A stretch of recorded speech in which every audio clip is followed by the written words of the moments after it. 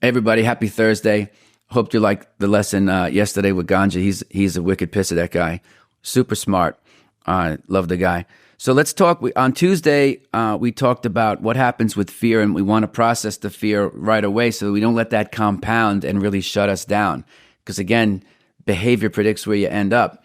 And if you shut yourself down because your emotional constitution has been run into the ground as well as your account, it's awfully hard to dig out. And I can't tell you, there's millions of people out there who are day trading, can't figure it out, draw their accounts down 50, 60, 70, 80%. And what do? They have their account open, 80% drawdown, and they're sitting there like this. And they're stunned. And it's one of the big, contentions that I have with the industry when people are marketing things in an unregulated space, promising people, right, all the returns, how much money they're making. I made $10,000 working only 30 minutes in the morning. So if you fall for that kind of stuff, right, because there's probably someone that can do it. But the point is, it's not necessarily scalable, meaning you can't necessarily, people can intellectually understand that process, but if you don't have a feel for it, it's like going on a nice date with somebody, with a really good-looking person who might be successful, but there's no chemistry, right? And that's the compatibility that we're talking about. Set up a million, listen, we live in LA. People exercise like 8 hours a day. Everyone's in shape because it's basically summer all the time. So everyone has a nutritionist. It's the weirdest thing. It's like, don't you know what good food is?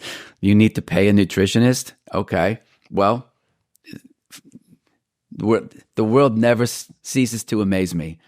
I've got a trainer for weights, I got a trainer for cardio, and I got a nutritionist. I actually know people who have this. I myself don't. I have one teacher, he's a jiu-jitsu teacher. Everything else I kind of do on my own. But I wanted to talk to you about growth and the greed part, in that I think what happens is people, one of the things that you can do to actually help combat the greed is to, just like with the fear, process your feelings immediately. Like when you start to make money, is it you or is it the market? The way I always think about it, and I'm a pretty well-read guy and I know everybody, I always figure it's luck, to be frank with you. And I'll say that I don't really interview for stuff anymore. But even if I'm speaking with clients or potential clients, they're like, why did we make so much money in sugar? Why did we, do this and that? And a lot of times I'll say, well, I'll be very journalistic about it. The who, what, when, where, why, and how.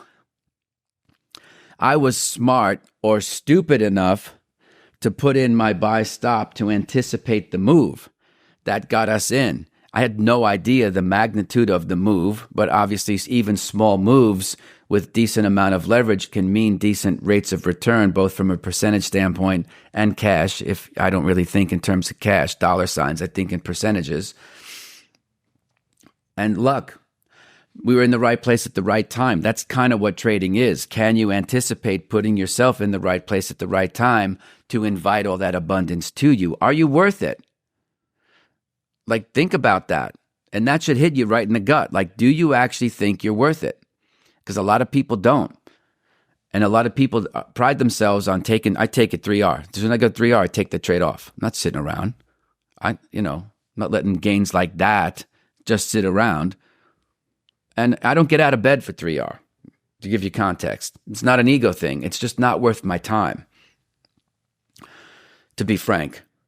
When I look at my life, when I was younger, I might have felt differently, right? But as I'm sitting here right now in my 50s, it's just not worth the time. But one thing that you can do that absolutely helped me think abundantly, kind of along the lines of Napoleon Hill, Think and Grow Rich, when you give money away, it kind of makes you think and tricks your mind into thinking that there's more coming. You actually have to treat yourself too. Now, you don't have to go out and buy a Maybach or your 15th pair of Golden Goose sneakers. But in your planning and in your goal setting, one of the things that we do, especially with the institutional clients, and there's different issues, right? Because they have lifestyle concerns. They might have a mortgage or two. They might have a Rolls Royce payment. They might have kids in private schools from, grade school to high school to, private colleges, i.e. not state schools. So a certain lifestyle that they're used to. But one of the things that we do is we say, because we have to practice this ourselves and we always eat our own cooking, is in your goal setting, right? In what it is that you want to achieve, and knowing that growth, is probably a subset of just straight out greed, is what do you do to treat yourself, right? What do you do when you have or hit a certain milestone, one that you were anticipating because it was a goal? What do you do to treat yourself? You'd be surprised how virtually nobody has that built in. And I'm not talking about taking the family to Tahiti or the Maldives for a week, or going to Dubai in first class on Emirates, right? Emirates, whatever you say it. My friends are all international, so they call me Martin. Mat, my Chinese clients, Mat. You good trader, Mat. I love them all dearly. And in New York, it's not uncommon. When I was growing up, we called each other by our last names. First of all, there was like 85 Michaels in my class. So that was necessary, right? You say Michael, and it's like everyone turns around. So make sure when you have like a goal and what's the word that people use? The FU goal, right? If you really smash, say you make 10% for the week, maybe that's what you were expecting to do, but in fact you did 15.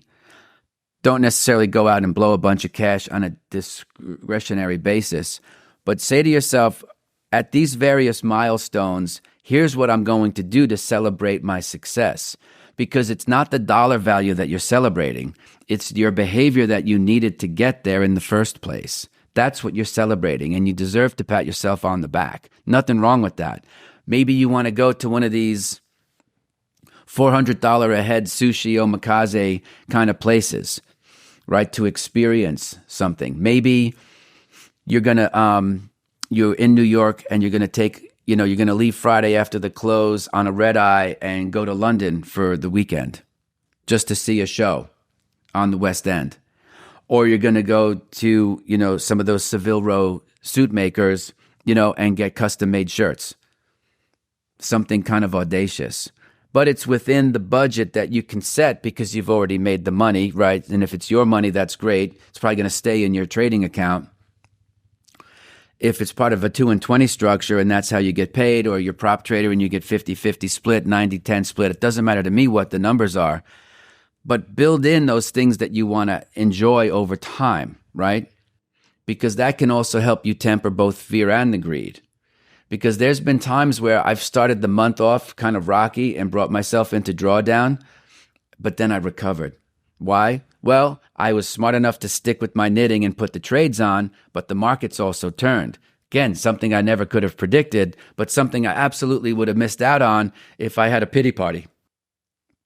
And so, man, those are hard lessons to learn. Those are hard lessons to learn where, you lose your confidence. So now, if you say, well, that's great, Mike, that was back then, what do you do now? Well, the truth is that I'm apathetic. I'm nonplussed by everything. I've got everything down to such a science. I have no outside feedback coming in. Never have the TV on. And I have a nice TV. Mostly for baseball games. I watch baseball like 24/7. So even Twitter is really a platform for me to syndicate the show. I'm very listen-only mode like 100% of the time. If someone says something nice, I'll respond because I appreciate them. Or if like Brian Shannon does something and he's a good friend of mine, I'll retweet it, right? Just because I'm a guy, I'm a bro. Yo, bro. But that's about it. Stock Twits, have enormous respect for the platform. It's super helpful. I know Howard Lindzen personally, but I wouldn't go to those places to reaffirm things that I already know myself, because at the end, it's still probabilistic outcome. And what happens is I don't want to put myself in a spot because of fear or greed where I have to go to the computer and start looking for if I'm long XYZ, let me go out and look for all the other bullish XYZ articles to see if it supports and kind of calms my nerves, especially if I'm in a drawdown. So I think one of the things that you can do along the way, of course, like we said Tuesday, is process your feelings of fear right away, because you don't want those to compound. You don't want your greed to compound either, because that typically doesn't end well. Sooner or later, and I remember this happened towards the end of 99, early 2000, there were lots of guys, there were a group of Asian traders that I knew very, very well. And what they were doing was, instead of directly speculating in anything that had 4 or 5 letters in the ticker, i.e. NASDAQ, they were just going up $5-10 a day because it was the internet and people wanted to be involved in this new economy. Brick and mortar didn't matter. It was all about eyeballs and page views. And everything works until it doesn't work anymore. And they had gotten used to selling naked puts on these companies that were in gigantic uptrends. Now, again, when you sell a credit or have a net credit, puts or calls, doesn't matter. That's usually your max gain, right? If you stay in that same position. So for me, I never was a big option seller because I didn't want to know what my max gain was the day that I put the trade on. I always think unlimited upside. That's how you get to have 10, 20R type of moves. Again, it's a personality trait. I don't necessarily think it's better. I do think if you're in a winning trade, you might consider letting it run longer, right? And we talked about some ways to increase selling everything at 3R and then piecemealing your way out so that your average exit could be 4R. We talked about that already. But you also want to process your feelings about greed right away, right? Because on some level, enough is enough. There's people out there worth $1 billion. Like, again, I don't know what their lifestyle choices are, but like I used to say to somebody, what is the difference between 1 and 2 million? Well, it could be quite substantial because it's not just 100% difference. You could be dealing with a home. You could be dealing with a business. It's probably not cash at that level. So that can actually be a big magnitude, right? So then if you say, okay, well, what's the difference between 5 to 10 million? Well, it could be something similar, right? Especially the growth of a company or the appreciation of real estate. But then when you get to the next point where you're like, I don't know what the number is, I'll pick 50. Like after 50 million in net worth, tangible assets that produce revenue, right? There's not a whole lot in the world that you can't do. Now, of course, if you're trying to collect, Learjets or private planes, or you want a big exotic car collection, you can use that money up quickly. You can buy homes and have homes around the world and all that. But what I'm saying is if you took that money out and even did passive income, right? So say you got 5% on 50 million, that's $2.5 million. That's probably taxable on some way. You could do municipal securities from the state that you're in and have, completely tax-free income. There's a lot you can do with $2.5 million in terms of surviving, right? You divide that by 12 months, for the love of God, you got $200K a month to live your life. There's not a lot that you can't do. So there's a point where the money just kind of comes, but it doesn't have this gigantic impact in your life. So you have to have a special sense of discipline because in a lot of ways, whether you make or lose money in the markets, it's not going to affect your quality of life because you've already achieved something that only the top 0.1% of people on planet Earth can do. Right? So make sure that you build in things that you can do to celebrate your success along the way. Because what I have found in my own behavior is that when I did that, I didn't feel like I was missing out, so that I didn't have to go act that out in the marketplace, right? Because that's how it can, at least for me, might be different for you. If you don't pat yourself on the back, even humbly, along the process or along the time frame of your winning streak, you could almost have a certain resentment, and you don't even know who you're angry at. It's like yourself. It's like, okay, I'm working hard, I made all this money, and, no one appreciates me. Well, guess what? No one cares. So you have to take the time out. Maybe you're going to go to Sedona, or maybe you're going to go to you can't go to San Francisco. Maybe go to Montreal in the summer and see some of the Jazz Fest, or go to Quebec for the Ice Carnival in the winter. Doesn't matter to me. But what I'm saying is take the time to go celebrate your success for yourself, not so much because you've got the dollars and or the percent rate of return that you're targeted or that your target goal was, which you either met or exceeded, but for the very fact that you were able to stick to your discipline, stick to your knitting, you were in a drawdown, you came out of it, or you took the trades as you should, and you were in the right place at the right time, which is kind of what stops are for, right? They're supposed to get you in at the right place at the right time, and celebrate that discipline that yielded the results. Why do you do that? Well, because when you think about it, who are you really trading against? In many ways, the fundamentals and the technicals, on some level, you can take both out of the equation, because all the money that you want to earn or have come into your accounts, right, as trading gains or credits, right? You want more credits coming in than debits going out, i.e. losses. You're really trading against another person. And the ticker symbol that you're using is just how you communicate with one another. So I always think, just like in jiu-jitsu, the person who has the most techniques eventually going to win. It's just the way the world works. Why do you think I go every day? It's a lot to learn. So just like trading, all the money I want to earn is already in someone's account. Yes, I know the government's printing or has printed money like they're going to the electric chair, but at the end of the day, I'm trading against the next person's discipline, because we're all going to have losses. So the question is, if we're playing that game of chicken, I know where my anchor point is, and I'm not going to waver from that. You see? So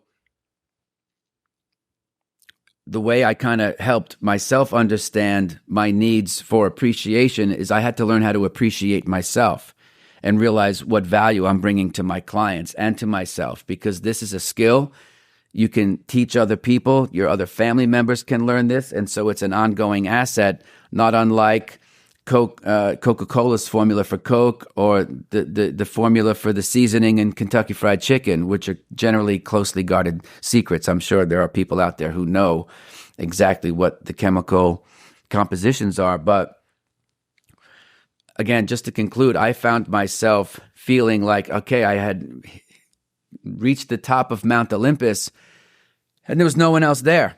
There was no one waiting for me at the finish line to say, nice job, here, you completed the gig, you set a good time for your age and your ability.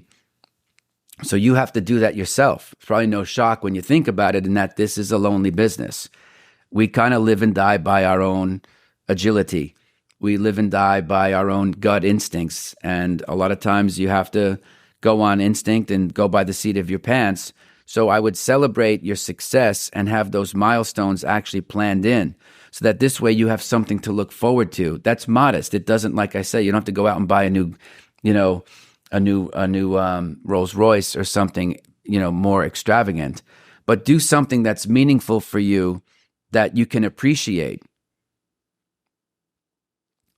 Part of the reason too is, as I get older and you start to have, friends start getting sick, or, some of them pass away, some of them kill themselves, which is obviously sad.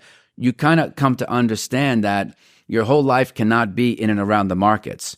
You have to live your life, right? There's so much to do outside of the markets. And so doing all that stuff also helps me feel alive, you know what I'm saying? And that I can appreciate my life. So I build those things in, again, to say, okay, everything is related, right? The lifestyle choice of being a trader has a lot to do with, well, I guess it's true of any profession, but you want to definitely integrate your personal life with your professional life, and make sure that, if nothing else, your clients will celebrate your greatness by giving you 2 and 20, right? And they're like, okay, now what? Because you're like in Hollywood, they say you're only as good as your last movie. Same thing in trading. I've been in situations where I've had accounts double, and then you're in a drawdown, and that's all they want to talk about. Never mind the fact that they started with 200%, $2 dollars. And that's just the human nature. So no one's going to appreciate you, and they're going to be like, yeah, what do you want? What do you want? I'm paying you 20% incentive fee.